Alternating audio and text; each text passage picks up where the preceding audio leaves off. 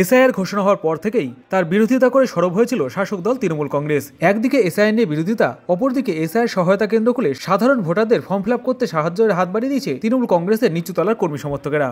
আমি এখানে এসেছি যে কি লাগবে ব্যাপারটা যাতে ভুল না হয়, আমি সেই জন্য এখানে কিভাবে কি করব সেটা শুনতে এসেছি।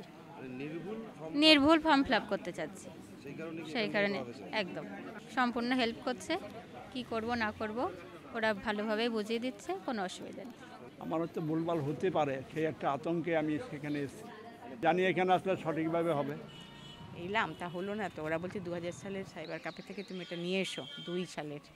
ওখানে কমপ্লিকেটেড আছে, যেরকম এই ফর্মটা ধরুন বাংলায় লেখা আছে, আমাকে বাংলায় লিখতে হবে, এবং তারপরের যে চ্যাপ্টার লাইনটা আছে সেই ভোটার কার্ড হচ্ছে আলাদা। 2002-এর টোটালি ভোটার কার্ডটা হচ্ছে একদমই আলাদা। সেখানে আপনি ডেট অফ বার্থ পাবেন না, আপনি শুধু পাবেন ওখানে বয়স। না, ভয়ের কি আছে? এটা জেনুইন মানুষের কখনো ভয় থাকে না। একদিকে এসআইআর নিয়ে বিরোধিতা, অপরদিকে সাধারণ মানুষের পাশে দাঁড়াতে সহায়তা কেন্দ্র। এসআইআর নিয়ে কি অবস্থান রাখছেন তৃণমূল কংগ্রেস? আমরা প্রতিবাদ করছি এসআইআর এর জন্য, কারণ সহায়তা করছি এই কারণে, কারণ এটা না হলে তো এটা টেকনিক্যাল, এটা তো সরকারি কাজ, আমাদের সহায়তা করতেই হবে। আর এসআইআরকে আমরা প্রতিবাদ করছি এই কারণে যে মানুষকে হয়রানি করা হচ্ছে। এটা একটি সহায়তা কেন্দ্র।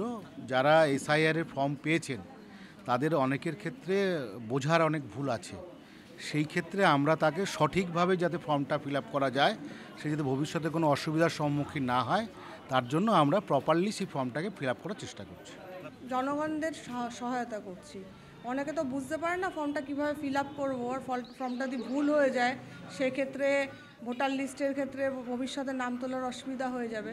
সেই জন্য আমরা তাদের গাইড করছি কীভাবে ফর্মটা ফিল আপ করতে হবে, এবং সেই সঙ্গে আমরা 2002-এর ভোটার লিস্ট তো অনেক দিন আগের পাওয়াটা অসুবিধাজনক, আমরা এখান থেকে সেটা প্রোভাইড করছি। 2002-এর ভোটার লিস্টে তাদের কোথায় নাম আছে বা না থাকলে কি করতে হবে টোটালটাই গাইড করে দিচ্ছি।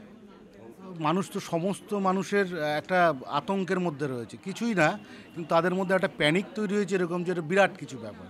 তো সেইটা এখানে আসার পরে তারা অনেকটাই স্বস্তি বোধ করছে যে না, ঠিক আছে।